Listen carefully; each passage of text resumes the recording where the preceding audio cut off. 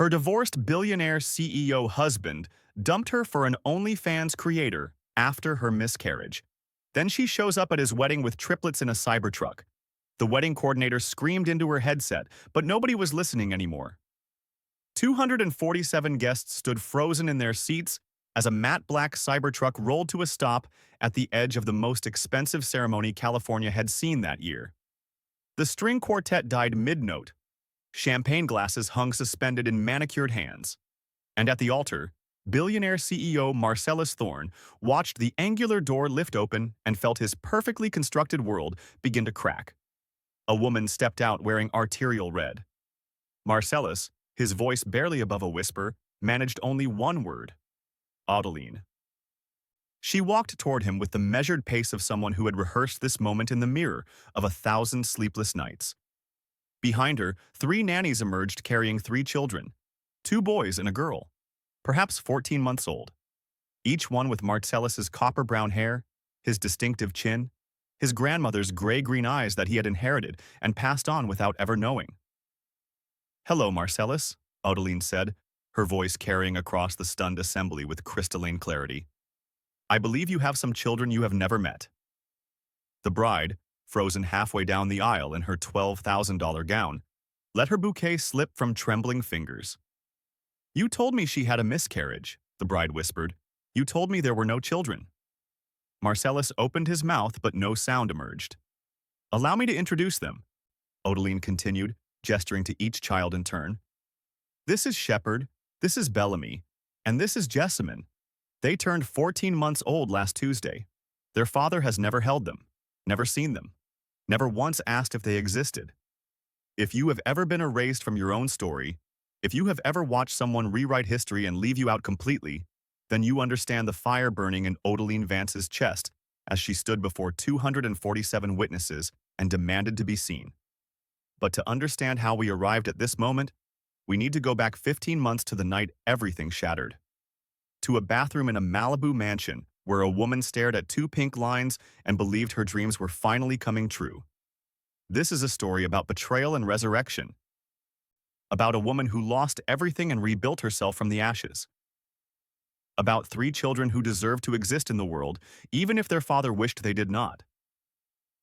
And it begins with a pregnancy test and a husband who calculated his own children like quarterly losses. Settle in. This one is going to stay with you. 15 months earlier. The pregnancy test sat on the marble bathroom counter like a grenade, with the pin pulled. Adeline Vance stared at the 2 pink lines while her reflection showed a woman caught between terror and transcendent joy. 3 years of trying. 2 rounds of IVF that had drained her, emotionally and physically.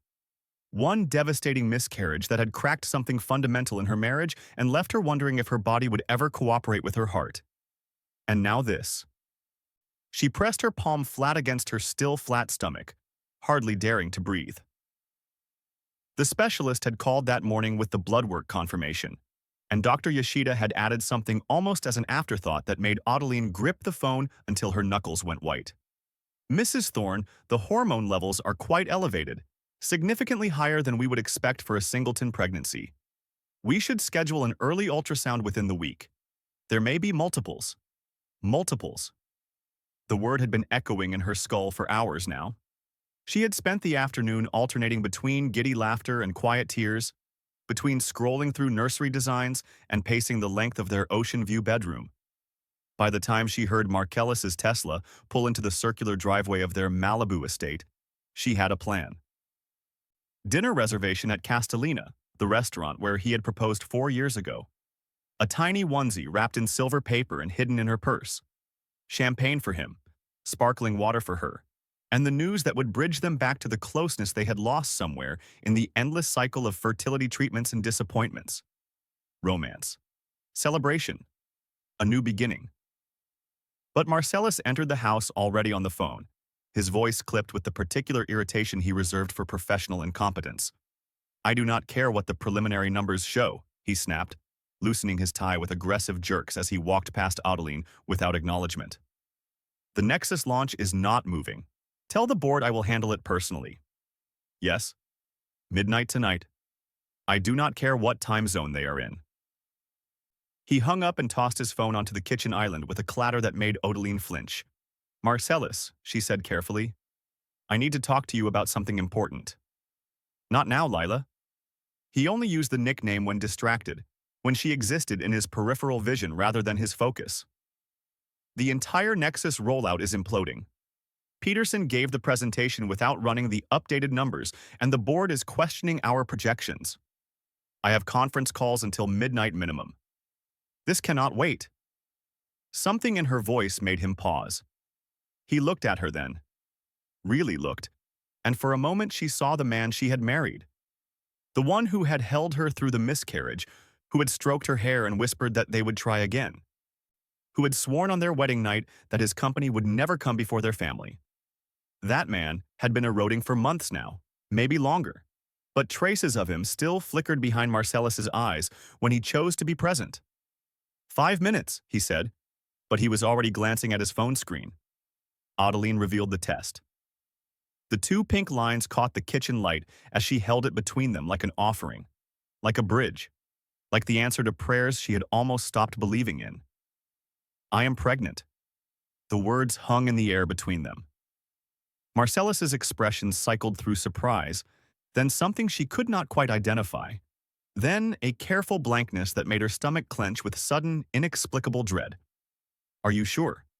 It was not a question filled with hope. It was the voice he used when reviewing contracts for hidden liabilities.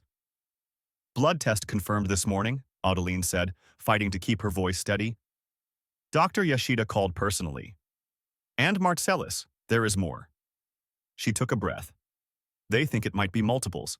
The hormone levels are significantly elevated, and she wants to do an early ultrasound to confirm." "Multiples."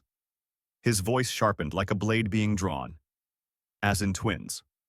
Or more. We will not know until the ultrasound, but the levels suggest possibly 3. Triplets. Marcellus, can you imagine? After everything we have been through, after losing the first pregnancy, we might be having 3 babies." She waited for his arms to wrap around her, for tears of joy, for the celebration she had choreographed in her mind all afternoon. Marcellus walked to the wet bar in the corner of the kitchen. He selected a crystal decanter, poured himself 3 fingers of 20-year scotch, and drank half of it before speaking again. "The timing," he said slowly, staring into his glass rather than at his wife, "is very difficult." Ice crystallized in Odeline's veins. Difficult. The company is at a critical inflection point. The Nexus platform launches in 3 months, and the rollout spans 12 time zones. I will be traveling constantly, 18-hour days minimum. And after what happened last time. He paused, choosing his words with the surgical precision of a man who had built an empire on never saying the wrong thing in a boardroom. The stress on you, on us, if something goes wrong again. "So what are you saying?" Odeline's voice had dropped to barely above a whisper. "That you do not want this baby, these babies. I am saying we need to be realistic about what we can handle." He finished his scotch and poured another. "About what I can handle.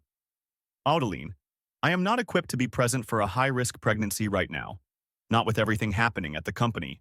And triplets would mean even higher risk, even more complications, even more ways for things to go wrong. I can handle it. The question is whether you want to." He did not answer immediately. That silence said more than any words could have. "We should discuss this later," Marcellus finally said. "When I have more bandwidth." Bandwidth. He used that word. Like their children were a data packet waiting for processing power. Like the 3 lives forming inside her body were a system update that could be scheduled for a more convenient quarter. Odeline stared at the man she had married, the man she had believed she knew, and felt something shift in her understanding of her world. A tectonic plate moving. A foundation cracking. The first tremor of an earthquake that would level everything she had built. "I made a reservation at Castellina," she said quietly. "For tonight. I thought we could celebrate." Marcellus glanced at his phone again. "I have the board call at 8. Cancel it." He walked out of the kitchen toward his home office without looking back. Without touching her.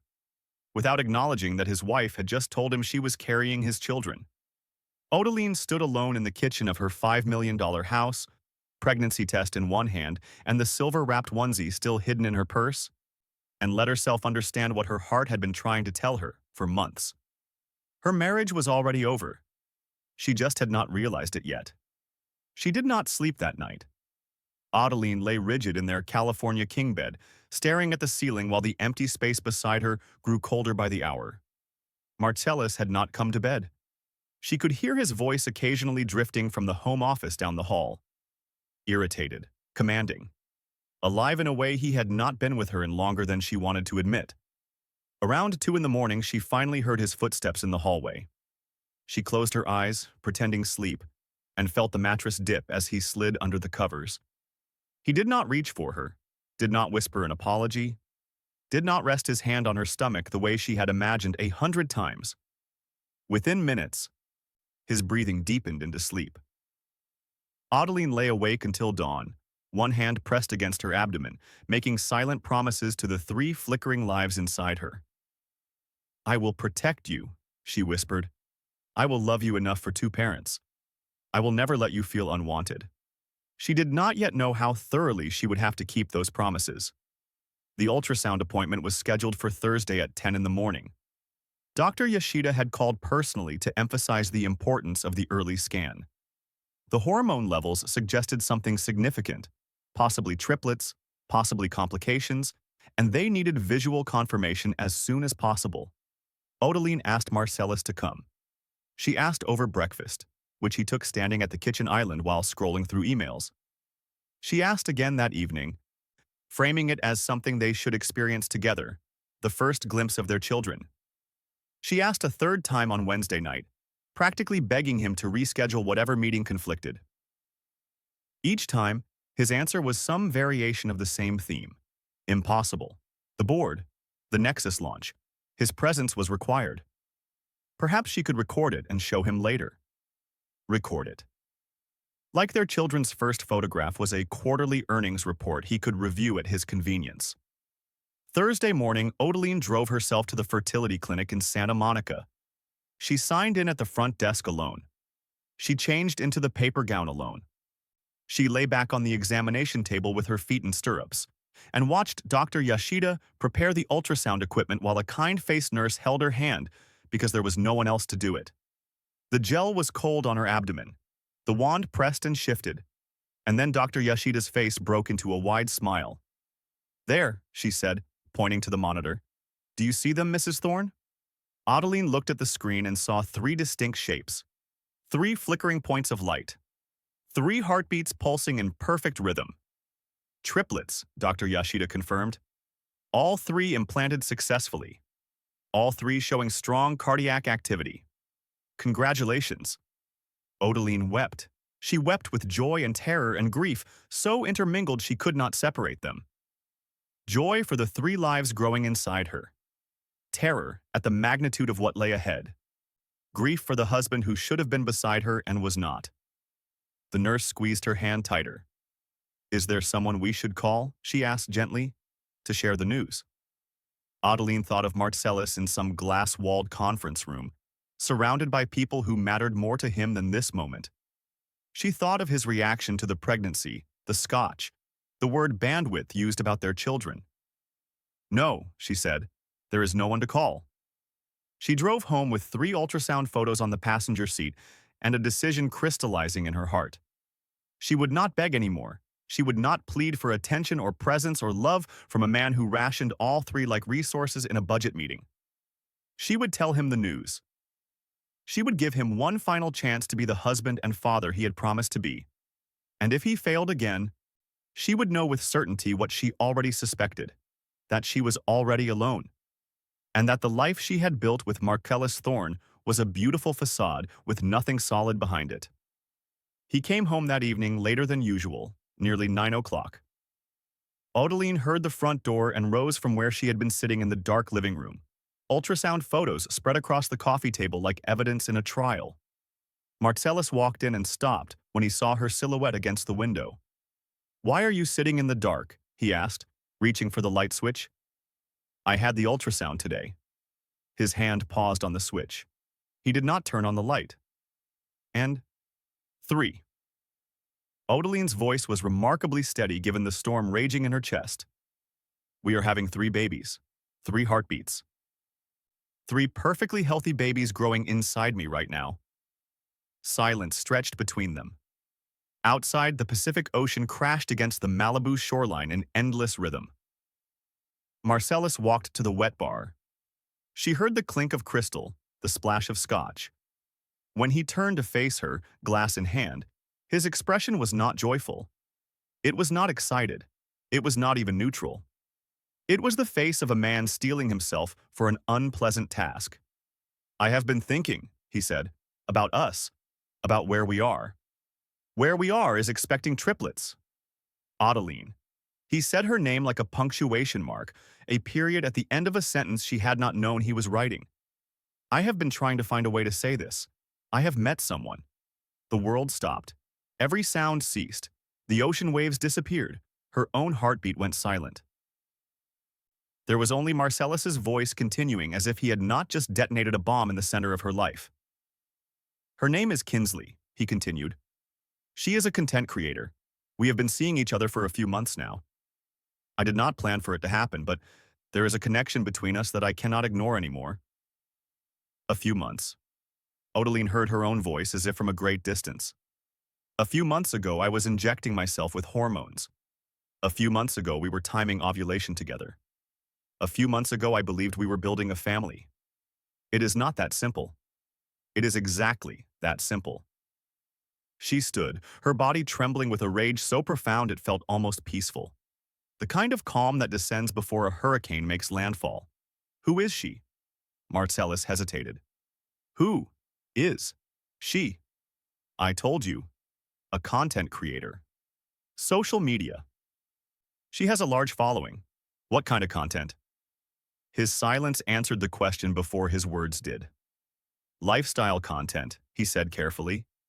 And other things, subscription-based. Other things. Odeline let out a laugh that sounded broken even to her own ears. You are leaving your pregnant wife for an Onlyfans creator. Do not reduce her to that. There is more to Kinsley than her platform. There was more to me than being your incubator, but that did not seem to matter to you. Marcellus set down his glass with a sharp click. I want a divorce, he said, and the words fell like stones. I will be generous, Odeline.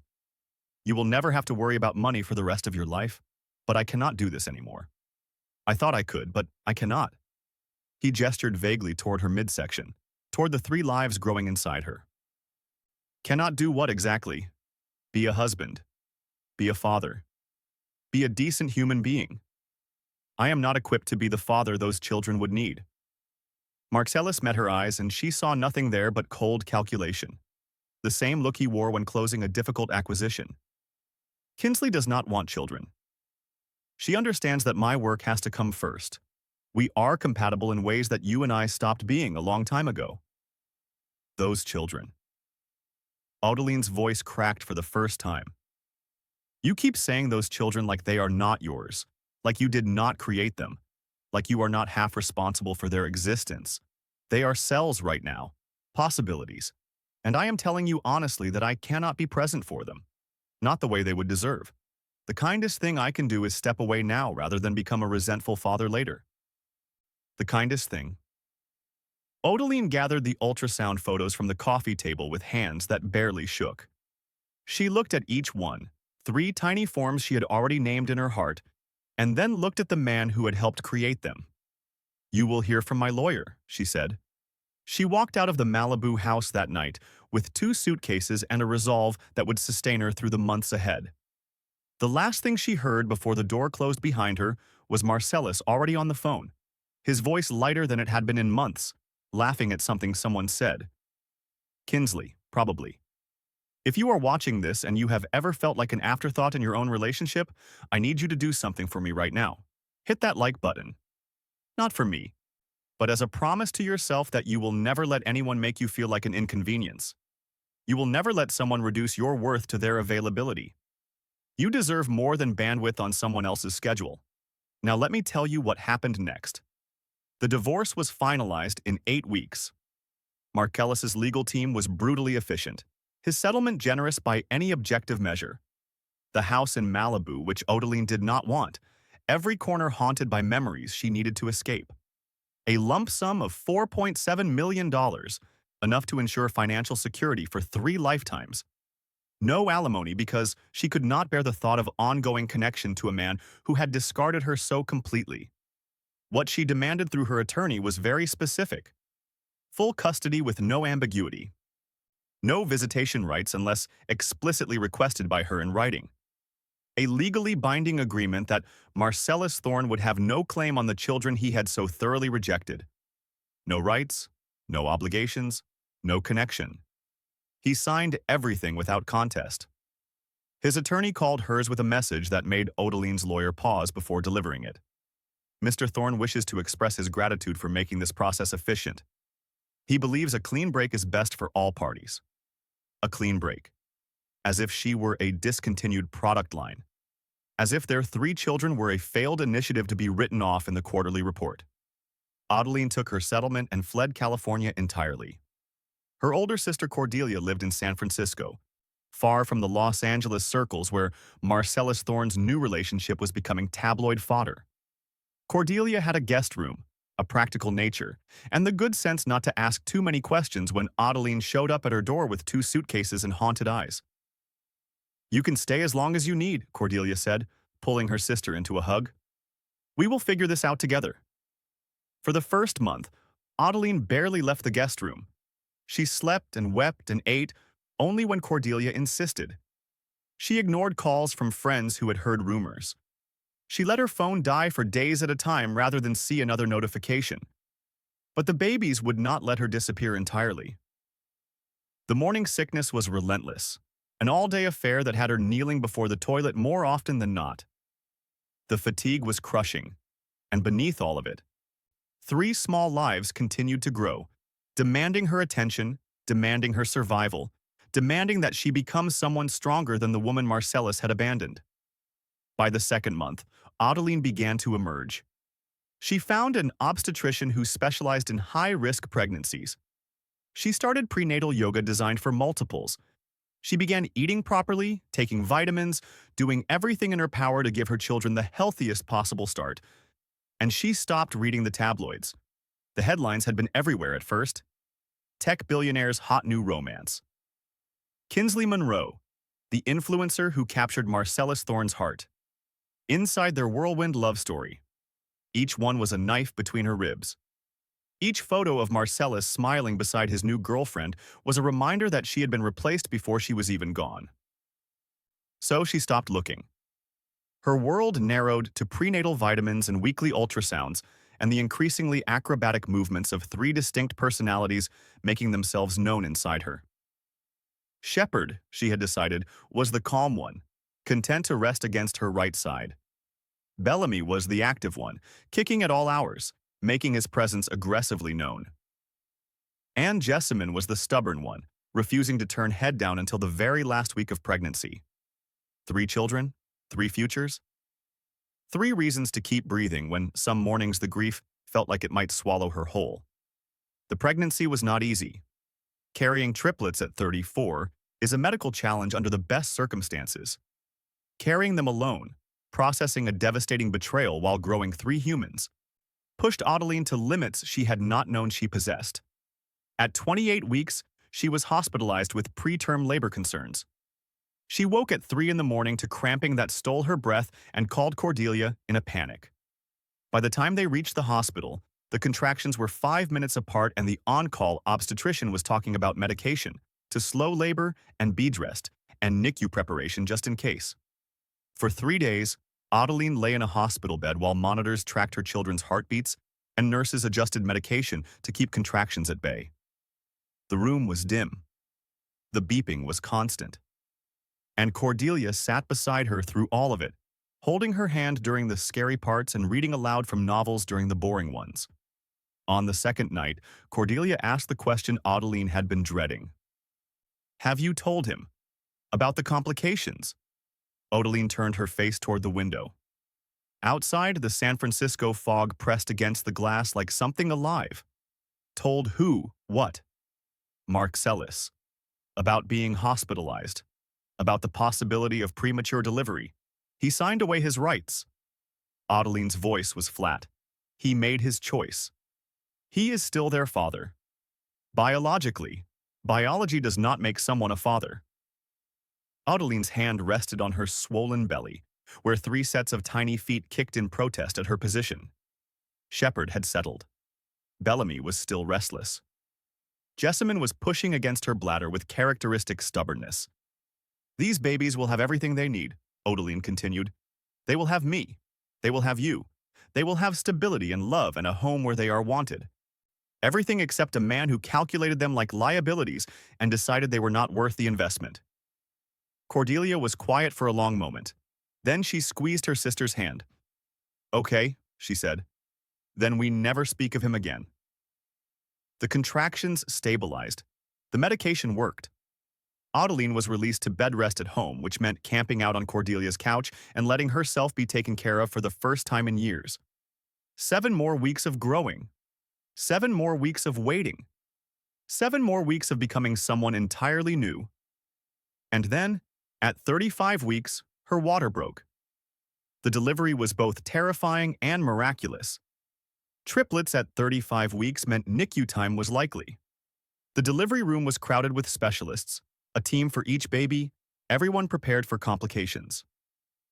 Adeline gripped Cordelia's hand and pushed when they told her to push and tried not to scream when the pain became too much.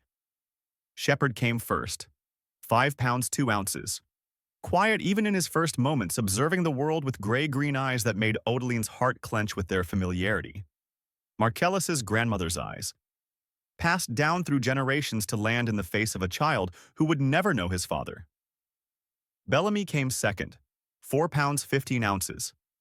Screaming before he was fully free, announcing his presence to the world with the determination of someone who refused to be overlooked. Jessamine came last, 4 pounds 9 ounces. The smallest but the fiercest, her tiny fist waving as if already fighting for her place. 3 children, 3 heartbeats. 3 reasons Adeline had survived the hardest year of her life. They spent 2 weeks in the NICU, 2 weeks of monitors and feeding tubes, and the particular terror of watching your children struggle for every ounce of weight. Adeline slept on a cot beside their incubators. She held them skin to skin whenever the nurses allowed. She whispered their names and their futures into the quiet of the NICU, promising them everything she had and more. "You will never feel unwanted," she told them. "You will never wonder if you are enough. You are my miracles. You are my everything. And I will spend the rest of my life proving it." When they were finally cleared for discharge, Adeline wept with relief. Cordelia drove them back to the San Francisco house in a minivan they had purchased for exactly this purpose. 3 car seats, 3 sleeping newborns. One exhausted mother who had somehow survived the impossible and emerged holding everything that mattered. And now, the real work began. The first year of single-parenting triplets nearly broke her. Adeline would never romanticize those months. The sleep deprivation was hallucinogenic. There were nights she could not remember whether she had fed Bellamy or Jessamine. Mornings she found herself standing in the kitchen with no memory of how she got there. She cried in the shower because it was the only place no one needed her. She questioned every choice that had led her here, every path not taken, every moment she could have walked away from Marcellus before he destroyed her. But she kept going. She hired help because survival demanded it. A night nurse for the first 3 months so she could sleep in 4-hour stretches instead of 40-minute ones. A daytime nanny to help with feedings and changes while she recovered from the physical trauma of carrying and delivering 3 human beings. By the time the triplets were 6 months old, Adeline had found a rhythm. Not easy, never easy, but sustainable. She used part of the settlement to purchase a house outside Seattle, far from California, far from the tech world that had consumed her ex-husband. The house was modest by Malibu standards, but enormous by any reasonable measure. 4 bedrooms, a yard that would become a garden, a swing set that awaited children old enough to use it. A fresh start in every possible way. She planted flowers in the spring, tomatoes in the summer, pumpkins in the fall that the triplets could not yet appreciate but someday would. She built a life from the ruins of her marriage, brick by brick, choice by choice, and she watched her children grow. Shepard, true to his womb personality, was serious and observant. He watched everything with those gray-green eyes, cataloging the world before deciding to participate in it.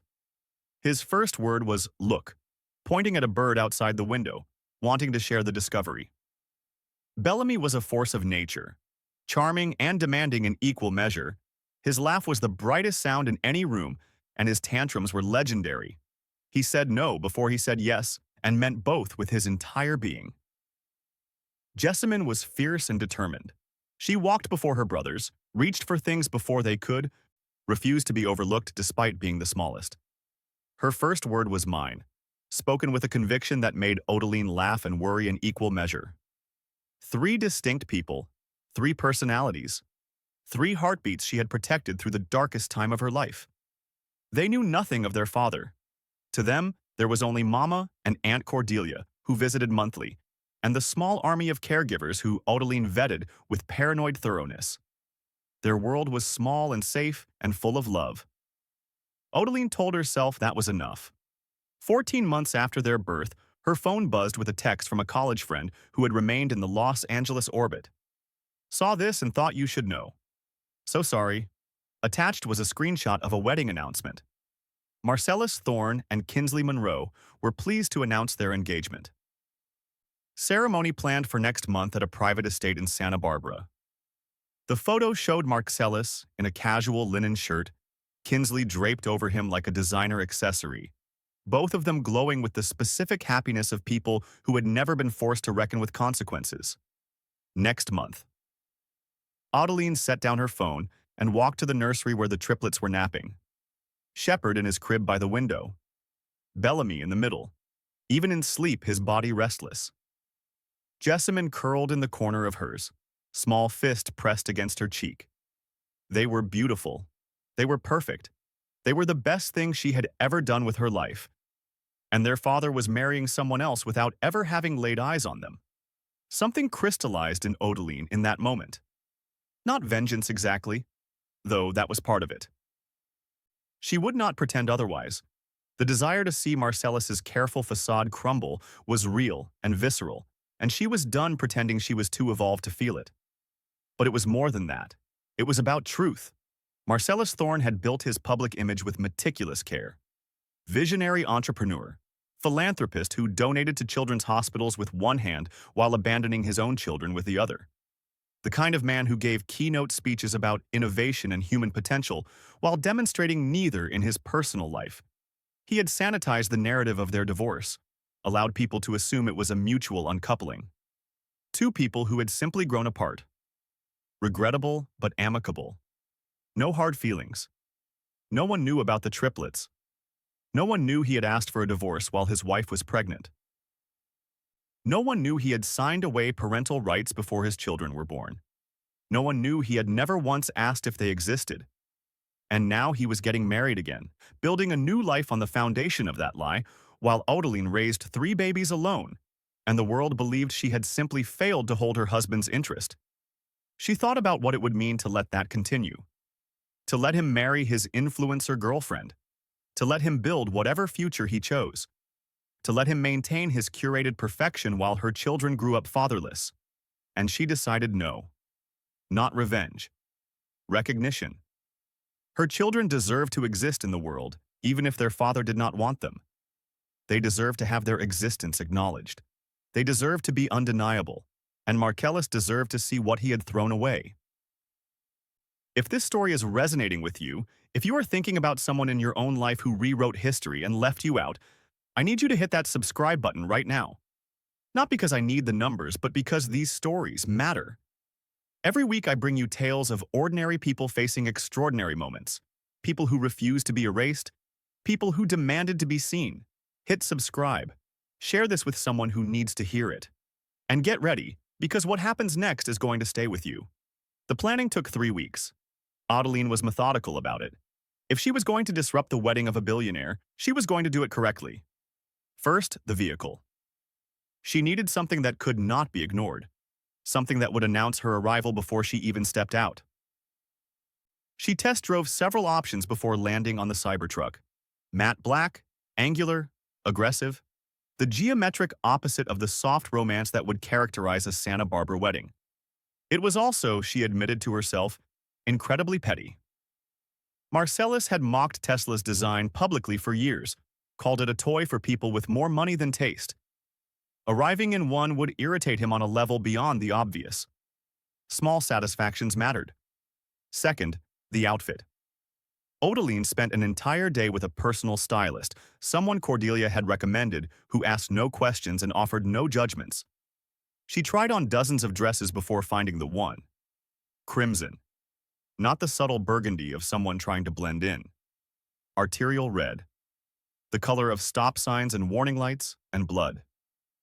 It fit her like it had been designed specifically for this moment. Floor length, but not restrictive. Dramatic, but not costume. The kind of dress that made people stop talking when you entered a room. Perfect. Third, the children. This was the hardest part. Odeline debated for days whether to bring them. They were 14 months old. They would not understand what was happening. The stress of travel, the disruption of routine, the noise and chaos of a wedding disruption, none of it was in their best interest. But that was exactly why she had to bring them. If she showed up alone, she was just an angry ex-wife making a scene. If she showed up with the triplets, she was a mother introducing a father to the children he had abandoned. The optics shifted entirely. And beyond the strategy of it, there was this. She wanted Marcellus to see them. She wanted him to look at Shepard's gray-green eyes and see his grandmother looking back. She wanted him to watch Bellamy's smile and recognize his own charm reflected. She wanted him to witness Jessamyn's fierce determination and know that was his too. She wanted him to understand viscerally what he had thrown away. So the triplets would come, with nannies to help manage them. Dressed in white, a deliberate choice that would make them look like tiny ghosts haunting their father's new beginning. Fourth, the words. Odeline wrote and rewrote what she would say until she had it memorized. Not a rant. Not an attack. A simple statement of facts that could not be disputed or spun. These are your children. You have never met them. I thought they should meet their father on his wedding day. That was it. Let the truth do the work. Let Marcellus explain himself to 250 witnesses and see how well his charm held up. Fifth, the logistics. Getting onto the property would be the hardest part. Billionaire weddings came with billionaire security, but Odeline had something security could not plan for. She still had access to Marcellus's calendar through an old shared system he had never thought to remove her from. She knew exactly when the ceremony was scheduled. She knew the layout of the venue from photos posted by the event company, and she knew that security would be focused on the perimeter, on paparazzi and crashers, not on a single Cybertruck approaching from the service entrance during the processional when everyone's attention would be on the bride. The night before, Odeline barely slept. She lay in her hotel room in Santa Barbara, triplets asleep in the adjoining suite with the nannies, and stared at the ceiling. This would change everything. Once she walked onto that property, once she spoke those words, there was no going back. The story would explode. Media would cover it. Her life would become public in ways she could not fully predict. And Marcellus would know she had survived him. That was what she kept coming back to. Not the revenge, though, that would be satisfying. Not the justice, though, that mattered too. But the simple fact of standing before him and showing him that his abandonment had not destroyed her. He had tried to erase her. He had tried to erase their children, and tomorrow, she would make them both undeniable. The morning of the wedding dawned clear and warm. Odeline dressed carefully, the crimson gown, minimal jewelry. Hair swept back to show her face. She wanted no distractions. She wanted Marcellus to see exactly who was standing before him. The nannies dressed the triplets in their white outfits. Shepard fussed slightly at the unfamiliar clothes but settled when given a soft toy to hold. Bellamy grinned at everyone, delighted by the activity. Jessamyn watched with suspicious eyes, sensing something unusual in the energy around her. Cordelia called at 9. "Are you sure about this?" she asked. Odeline looked at her children, at the 3 reasons she had survived the worst year of her life, and smiled. I have never been more sure of anything. The drive to the estate took 40 minutes. Audeline parked the Cybertruck near the service entrance and waited. On her phone, she watched the minutes tick towards ceremony time. Inside the estate, 247 guests would be taking their seats. Champagne would be chilling. String quartet would be warming up. And Marcellus would be standing at the altar, confident in the perfection of his world, with no idea that his past was about to crash through the gates. At 2:45, exactly when the processional was scheduled to begin, Audeline started the Cybertruck and drove toward the ceremony. The service entrance led directly to the garden path. Security was focused elsewhere, on the main gates where paparazzi sometimes gathered, and the angular vehicle was through before anyone could react. Audeline drove slowly, deliberately, letting the electric hum announce her arrival. The string quartet stuttered to silence as she approached. 247 guests turned as one organism. Champagne glasses froze mid-lift. The bride stopped halfway down the aisle, her $12,000 dress suddenly feeling like a costume. And at the altar, Marcellus Thorne watched a matte black Cybertruck roll to a stop at the edge of his carefully orchestrated wedding and felt his face drain of color. The falcon wing door lifted. A woman stepped out wearing arterial red. "Hello, Marcellus," Audeline said, her voice carrying across the stunned assembly with the clarity of someone who had rehearsed this moment until it felt like destiny. "I believe you have some children you have never met." The silence that followed Audeline's words was so complete, she could hear the ocean waves crashing against the cliffs below the estate. 247 guests sat frozen in their seats, caught between the instinct to look away from something private and the magnetic pull of witnessing something extraordinary. Marcellus stepped down from the altar, his movements jerky and uncoordinated. Gone was the smooth confidence of the magazine cover CEO. In its place was something raw and panicked, a man watching his carefully constructed narrative crumble in real time. Audeline. His voice cracked on her name. "What are you? How did you?" He could not complete a sentence. For a man who had built an empire on the precision of his communication, the fragmentation was telling. Audeline did not move toward him. She let him come to her, let him close the distance while 247 witnesses watched. Behind her, the three nannies emerged from the Cybertruck carrying the triplets. Shepard blinked at the crowd with curious gray-green eyes. Bellamy babbled happily at the attention. Jessamine scowled at her father as if she already knew exactly who he was and what he had done. "These are Shepard, Bellamy, and Jessamine," Audeline said, her voice carrying clearly across the garden. "They are 14 months old. They are your children, Marcellus.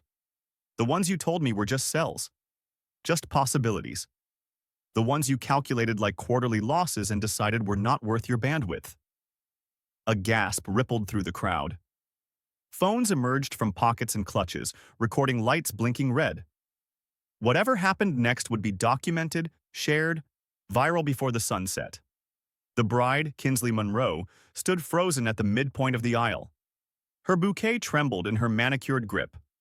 Her face, usually so carefully composed for her millions of followers, showed genuine shock. "You said she had a miscarriage." Kinsley's voice was high and thin. "You said there were no children. You told me the marriage ended because you grew apart." Marcellus turned toward his bride, hands raised in a gesture of appeasement. "Kinsley, let me explain. It is not what it looks like. Not what it looks like." Kinsley's voice rose. "There are 3 children right there. 3 babies who look exactly like you. What possible explanation makes this not what it looks like?" Audeline watched the exchange with detached interest.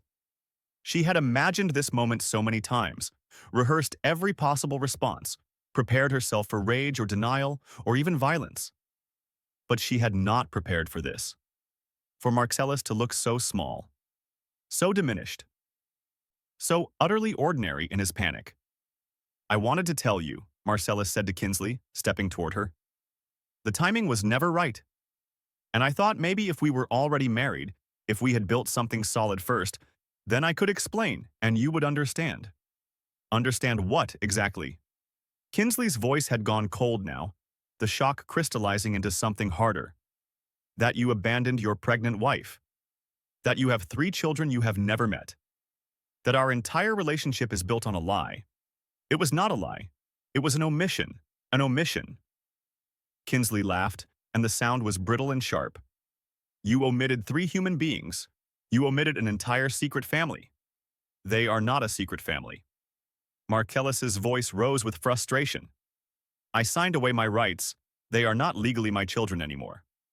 Odeline felt that statement land in her chest like a physical blow. Even now, even standing before his children for the first time, he was disclaiming them, reducing them to a legal technicality.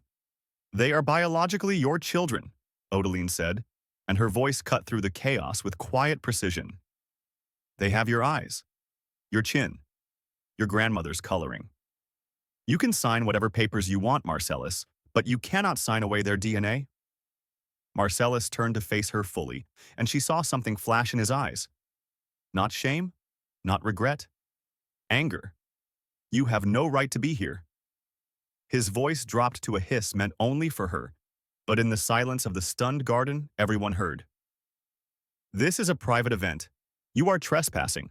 I have every right to be here. Odeline did not flinch. Our children have every right to meet their father. I spent 14 months wondering if you would ever ask about them. If some part of you would wake up and realize what you had thrown away. If you would reach out even once to see a photograph or learn their names. She paused, letting the silence stretch. You did not once. And today you were going to marry someone else, and I realized that my children deserve to know the truth. They deserve to know that I gave you the chance, that I showed you exactly what you walked away from, that I brought them here and put them right in front of your face and you still could not see them. Marcellus's jaw tightened. What do you want, Odeline? Money. Is that what this is about? The question was so insulting, so fundamentally missing the point, that Odeline almost laughed. I want nothing from you. I have never wanted anything from you except for you to be the man I thought I married. But that man does not exist. Maybe he never did. She turned to address the guests, the cameras, the witnesses to this moment. I know how this looks.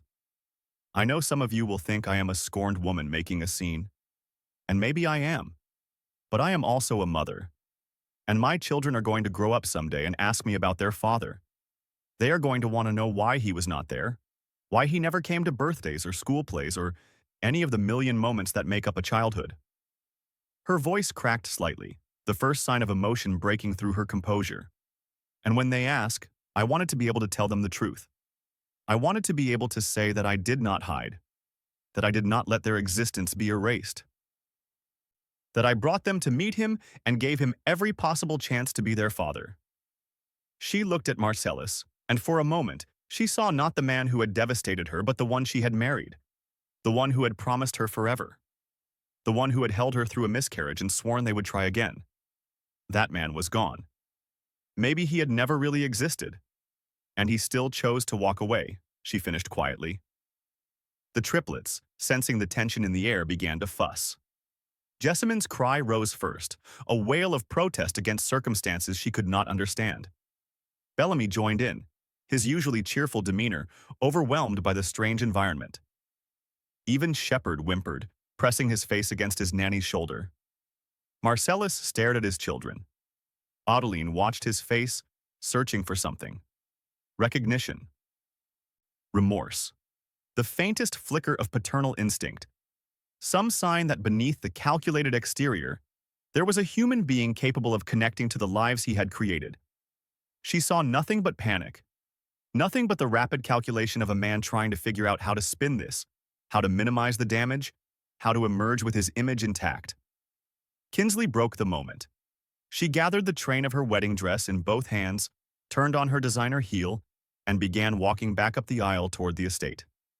Kinsley, wait, Marcellus started after her. We can talk about this. We can work through it. She stopped but did not turn around. Do not follow me. Her voice was ice. Do not call me. Do not contact me in any way ever again. We are done, Marcellus. She continued walking, and within moments had disappeared into the main house. The wedding guests began to murmur. The spell of shocked silence broke into chaos.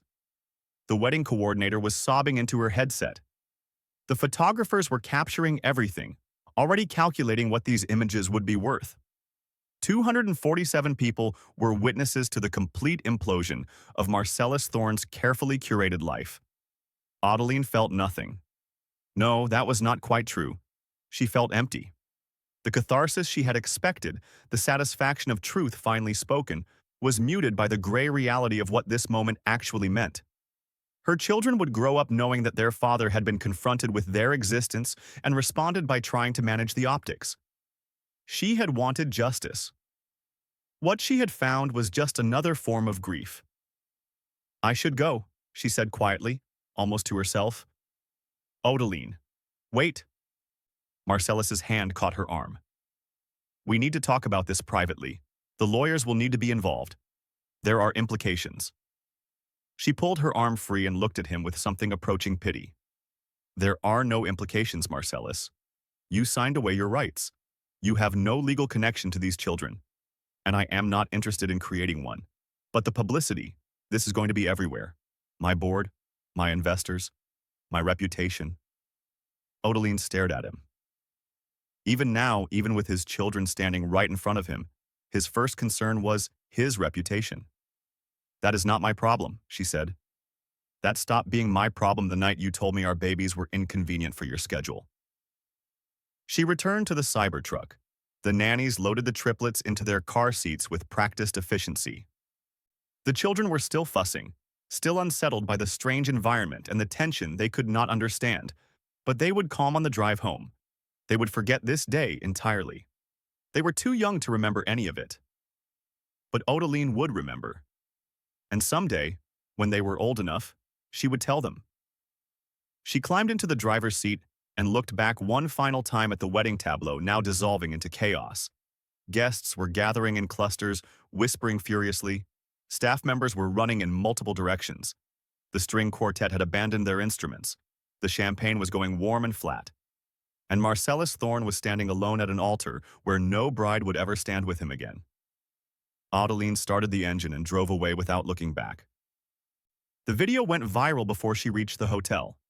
47 million views in the first 72 hours. Every major news outlet covered the story. Every social media platform buzzed with analysis and opinion. The hashtag #ThorneWedding trended globally for 4 days.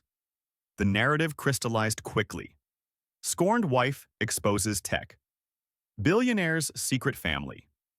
Adeline Vance confronts ex at his own wedding. The children Marcellus Thorne abandoned.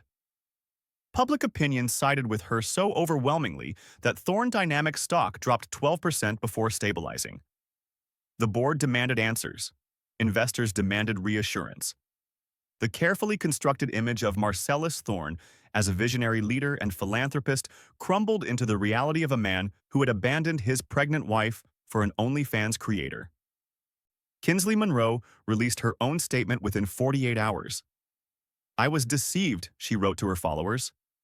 "I believed Marcellus when he told me his first marriage ended amicably, and that there were no children. I would never have entered a relationship with someone who abandoned their pregnant wife. I am processing this betrayal and ask for privacy during this difficult time." Her follower count actually increased by 800,000 in the week following the wedding debacle. Odeline watched all of this from a distance. She had returned to Seattle immediately after the confrontation, declining every interview request, every media inquiry, every offer to tell her story. She changed her phone number. She increased security at her home. She did everything possible to shrink back into anonymity while the storm raged around her. It did not entirely work. Her face had been recorded by dozens of phones at the wedding. The crimson dress was photographed from every angle. Her name was everywhere. For several weeks, she could not grocery shop without being recognized, could not take the triplets to the park without someone pointing and whispering. She found it exhausting. The fame was not cathartic. It did not heal her. It just added another layer of complication to a life that was already more complicated than she had ever wanted. But slowly, gradually, the news cycle moved on. Marcellus made carefully worded public statements about respecting privacy and focusing on his company. He did not acknowledge the triplets directly. He did not admit to abandoning them. He simply let the story fade. trusting that the public's short attention span would eventually turn elsewhere. It did. By the time 3 months had passed, Adeline's face was no longer recognizable to strangers. The Thorne wedding was old news, replaced by fresh scandals and new outrages. Her life returned to something approaching normal. And then Marcellus called. It was a Tuesday evening. The triplets were in bed. Adeline was sitting on her back porch watching the Seattle sunset paint the sky in shades of amber and rose. When her phone rang with an unknown number, she almost did not answer. Something made her pick up. "I know you do not want to hear from me." His voice was different, rougher, stripped of the corporate polish that had always made him sound like he was reading from a script. "I know I do not deserve your time, but I have been doing a lot of thinking, and I need to say some things." Adeline said nothing. She had learned over months of single parenthood that silence was sometimes the most powerful tool in a conversation. People filled it with truth when they were not interrupted. "I watched the video," Marcellus continued, "the one from the wedding. I have watched it probably 100 times. Congratulations." Her voice was flat. "So has most of the internet." "I am not watching it for the spectacle." His voice cracked slightly. "I am watching my children. I am watching myself see them for the first time. And I am horrified. At myself. At my reaction. At the person I have become." Adeline let the silence stretch again. She was not going to make this easy for him. He did not deserve easy. "I was afraid," Marcellus said finally. "When you told me about the pregnancy. When you said it was triplets. I was absolutely paralyzed with fear. And I told myself it was about timing and work and all these practical excuses, but the truth is I was terrified of failing." "Terrified of failing," Adeline repeated. "So you failed preemptively." "I was terrified of being the kind of father my father was." Marcellus's voice was barely above a whisper now. Cold. Distant. More interested in his business than his children. "I watched him miss every important moment of my childhood, watched him treat my mother like an inconvenience, and I swore I would never be like him. And then you became exactly like him. Worse. I became worse. At least my father stuck around. At least he was physically present even when he was emotionally absent. I just left." "Yes? You did?" The silence stretched again. Adeline could hear Marcellus breathing on the other end of the line, the sound of a man gathering courage for something difficult. "I have been in therapy," he said, 3 times a week since the wedding, trying to understand how I became someone capable of what I did, trying to figure out if there is anything left worth saving in me." "That is very nice for you." Adeline's voice held no warmth. "I am glad you are getting the help you need. Adeline, I am not calling to ask for forgiveness. I know I do not deserve that. I am not even calling to apologize, though I am sorry in ways I cannot put into words. I am calling because I need you to know that I understand now. What I did. What I threw away." He took a shaky breath. "I want to meet them, really meet them. I know I have no right to ask. I know I surrendered every claim I ever had. I know you could hang up right now and never speak to me again and it would be nothing more than I deserve. That is correct. It would be nothing more than you deserve, but I need to at least try." Marcellus's voice broke completely. "I need to try to become someone my children might someday want to know. Even if they never forgive me. Even if you never forgive me. I need to try." Adeline closed her eyes.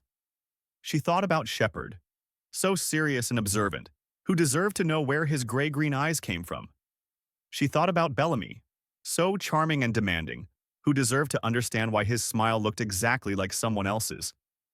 She thought about Jessamine, so fierce and determined, who deserved the chance to make her own choices about her father when she was old enough to understand. This was not about Marcellus. This was about her children and what they deserved. "I do not trust you," she said finally. "You should not. I do not forgive you. I would not expect you to. And I will never, ever give you the chance to hurt them the way you hurt me. If you show even a flicker of the man who stood at that altar and looked at his children like they were a problem to be managed, I will end this permanently. No second chances, no explanations. Done." "I understand." Adeline opened her eyes and looked at the garden she had built.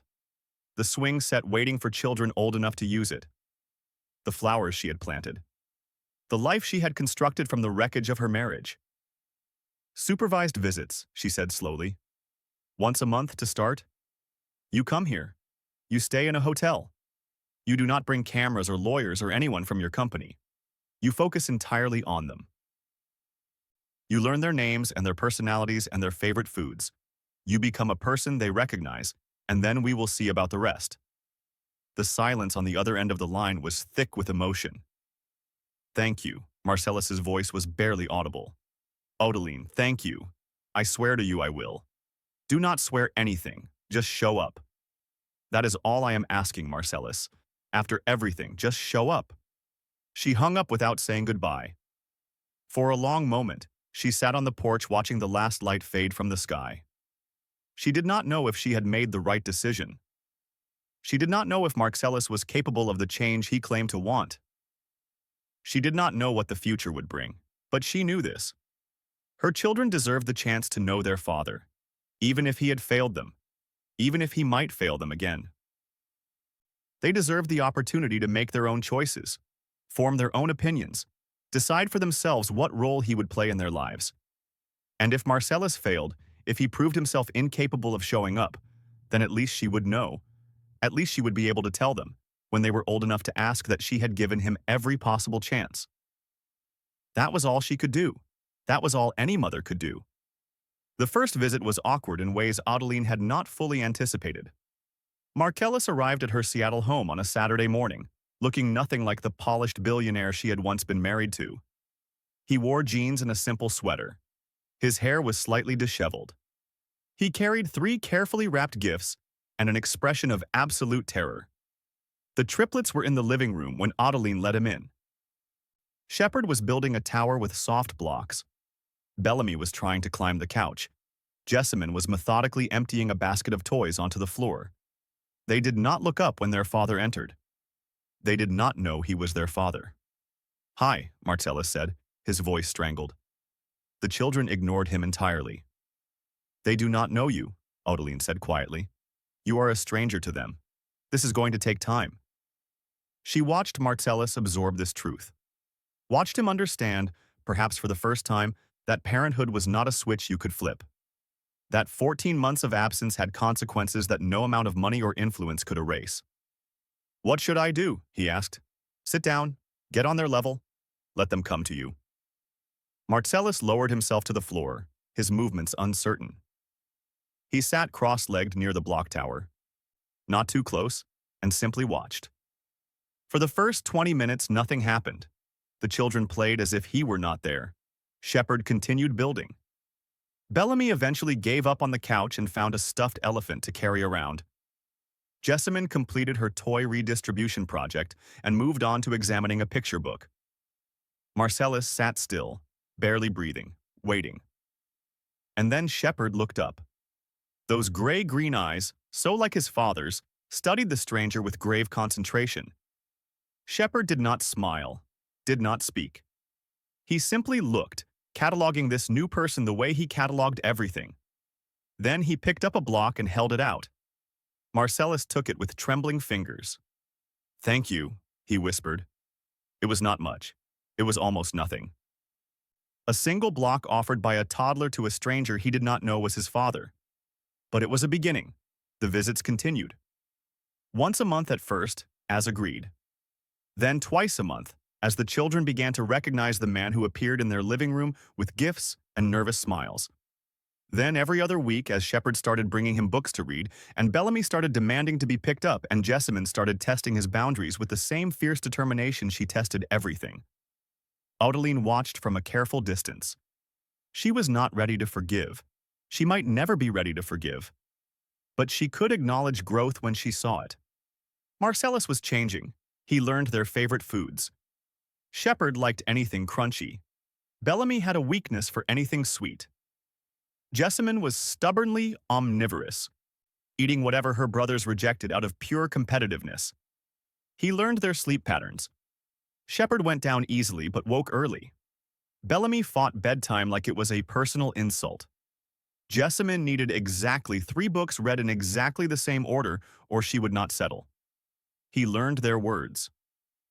Shepard's vocabulary was growing rapidly, precise and deliberate. Bellamy communicated mostly in enthusiastic sounds and gestures. Jessamine had fewer words but wielded them with devastating effectiveness. He learned what it meant to be present. Not perfect.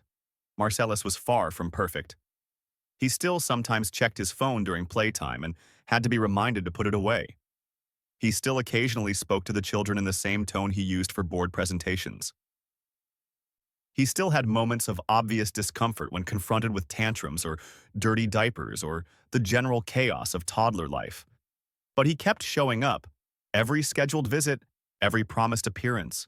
He rearranged board meetings and canceled conference calls and told his company for the first time in his life that his personal obligations took priority. And slowly, impossibly, the children began to know him.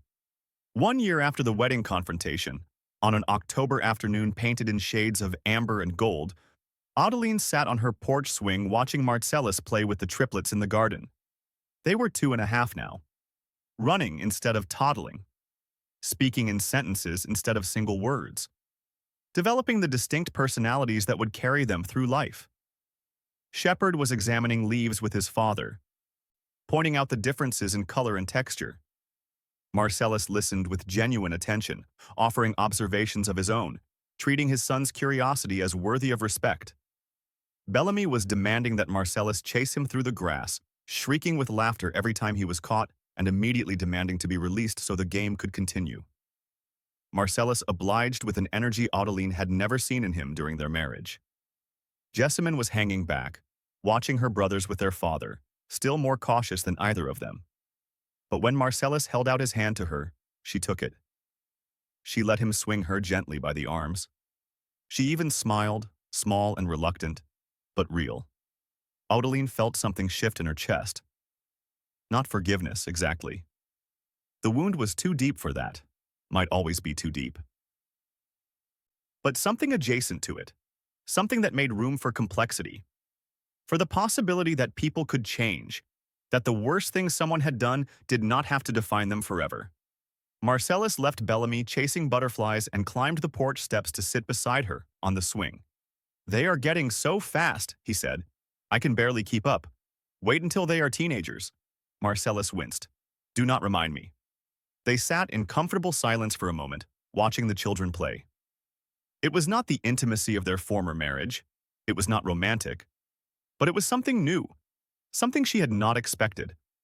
Something like peace. "I never apologized properly," Marcellus said eventually. "For Kinsley, for leaving, for all of it. No, you did not. I am sorry." He turned to face her, and his expression held none of the smooth confidence that had once defined him. "I was wrong. About everything. I chose ambition over love, image over truth. I lost everything that actually mattered. You did not lose it." Adeline kept her voice level. "You threw it away." "Yes." He accepted the correction without argument. "I threw it away. And by some miracle I do not deserve, I am being allowed to pick up a few of the pieces." Adeline sipped her tea and watched Jessamine tackle Bellamy, who responded with dramatic outrage before dissolving into giggles. "I am not offering you a second chance at us," she said. "You understand that. What we had is over. There is no version of the future where we are together again." "I know. But our children deserve to know you. The real you. Whoever that is now." Marcellus followed her gaze to the triplets. Shepard had separated from his siblings and was examining a caterpillar with intense concentration. Bellamy and Jessamine were engaged in a toddler negotiation over a ball. 3 separate people, 3 distinct personalities, 3 hearts that he had almost never known. "I want to be someone they are proud of," he said quietly. "Someday. Someone who made mistakes but tried to be better. Someone who was not perfect, but who was there. Then be there." Adeline looked at him directly for the first time in their conversation. "That is all it takes, Marcellus. Just keep being there." He nodded, and she saw tears forming in his eyes. Genuine tears. Not the performance of emotion he had perfected for boardrooms and press conferences, but the real thing. Perhaps people could change. Perhaps the cruelty of his earlier choices did not have to define his entire existence. Or perhaps this was just another performance, and she would discover its hollowness eventually. But the triplets were laughing. The autumn sun was warm despite the chill in the air. And for this moment at least, Adeline could let herself believe in the possibility of imperfect redemption. Shepard came running up the porch steps, his small feet pounding on the wooden boards. He held a leaf aloft like a trophy, its amber veins catching the afternoon light. "Mama, look." His voice was bright with discovery. "It is golden like the sun." Adeline took the leaf from him, turning it in her fingers to admire every detail.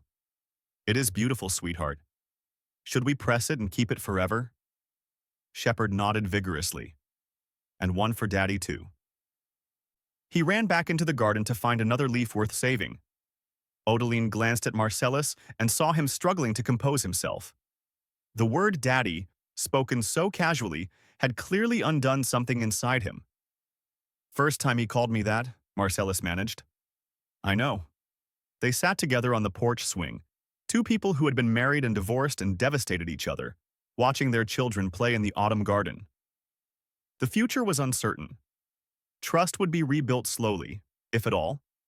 The scars of the past would never fully fade.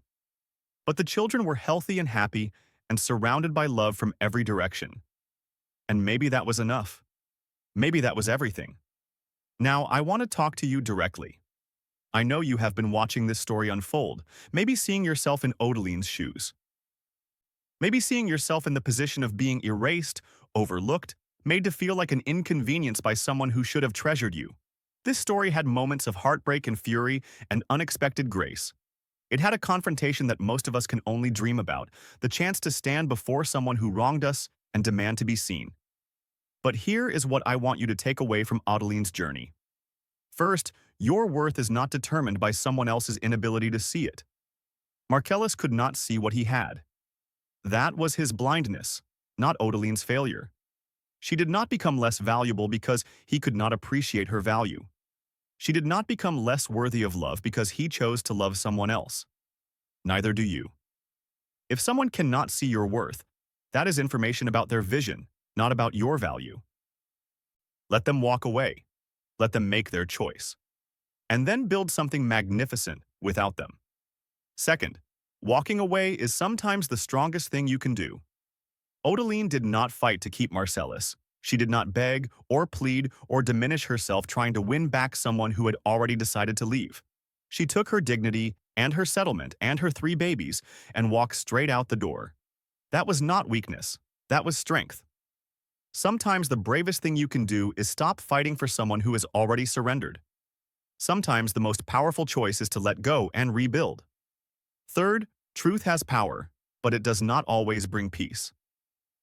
Adeline showed up at that wedding with truth as her weapon. She exposed Marcellus's lies in front of 247 witnesses.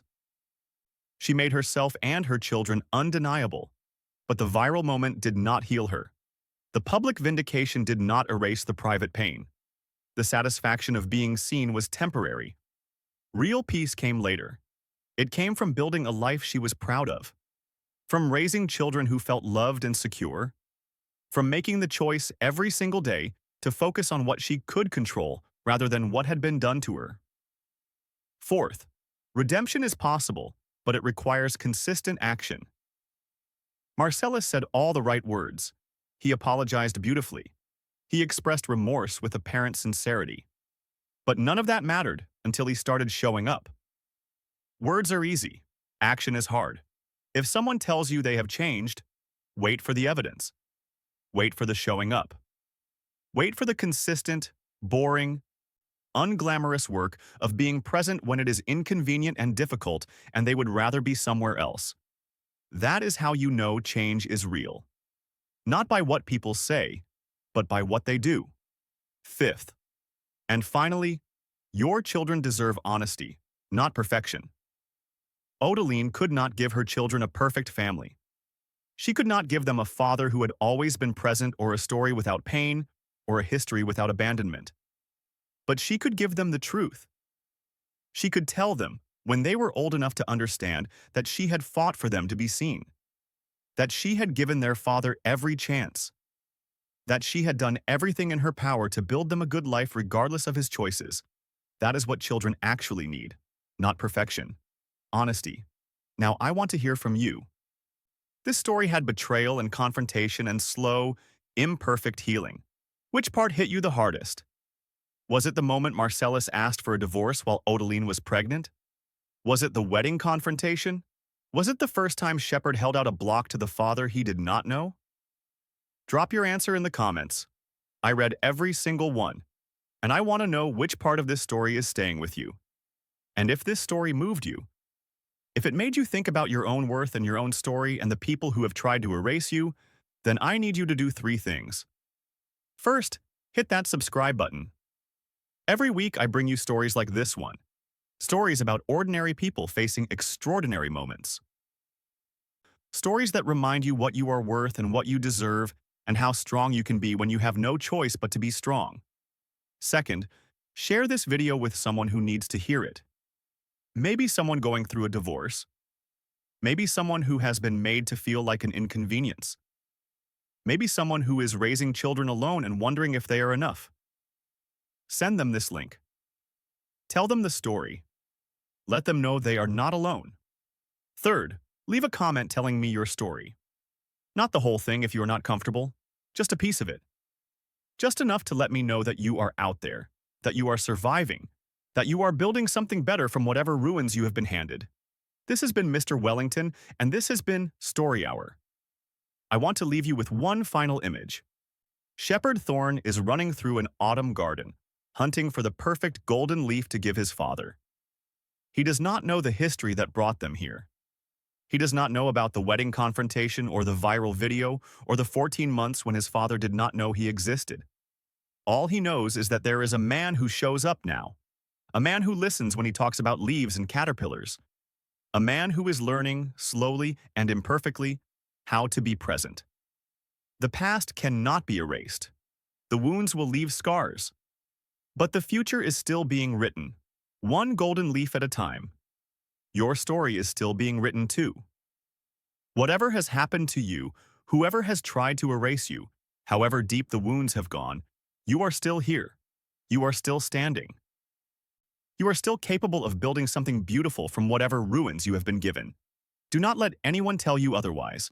Do not let anyone make you feel like an inconvenience. Do not let anyone reduce you to their inability to see your worth. You are more than that. You have always been more than that. And the best chapters of your life might still be ahead. Until next time, keep your heart open, your boundaries strong, and your crimson dress ready. You never know when you might need to make an entrance.